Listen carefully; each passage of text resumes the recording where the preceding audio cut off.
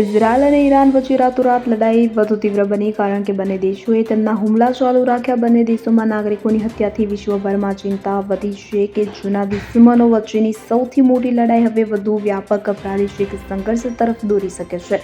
દરમિયાન ઈરાને યુદ્ધ વિરામનો ઇનકાર કર્યો છે અને ત્યારબાદ ઇઝરાયલે તેના હુમલાઓ વધુ તીવ્ર બનાવ્યા છે. તેલ અવીવમાં સાયરન સતત ગુંજતા રહે છે. આ સ્થિતિ વચ્ચે ઇઝરાયલ સાથેના યુદ્ધ વચ્ચે ઈરાનમાં ફસાયેલા ભારતીયોને સુરક્ષિત રીતે બહાર કાઢવામાં આવશે. ભારત સરકાર આ માટે એક કામગીરી શરૂ કરવા જઈ રહી છે. ઈરાની સરકારે ભારતીયો સહિત વિદેશી નાગરિકોને સુરક્ષિત રીતે તેમના દેશમાં મોકલવા માટે સંમતિ આપી છે. હાલમાં ઈરાનમાં 10,000 ભારતીયો છે કે જેમાંથી મોટી સંખ્યામાં ભારતીય વિદ્યાર્થીઓ છે જે ઈરાનની વિવિધ તબીબી અને ધાર્મિક સંસ્થાઓમાં અભ્યાસ કરી રહ્યા હતા. તેમને અઝરબૈજાન, તુર્કમેનિસ્તાન અને અફઘાનિસ્તાન સરહદો દ્વારા બહાર કાઢવામાં આવશે. ત્યારે ઈરાનમાંથી વિદ્યાર્થીઓને બહાર કાઢવાની ભારતની વિનંતીનો જવાબ આપતા તેહરાને જણાવ્યું હતું કે વિમાન મથકો બંધ છે પણ બધી જમીની સરહદો ખુલ્લી છે. Bureau report CN24 news.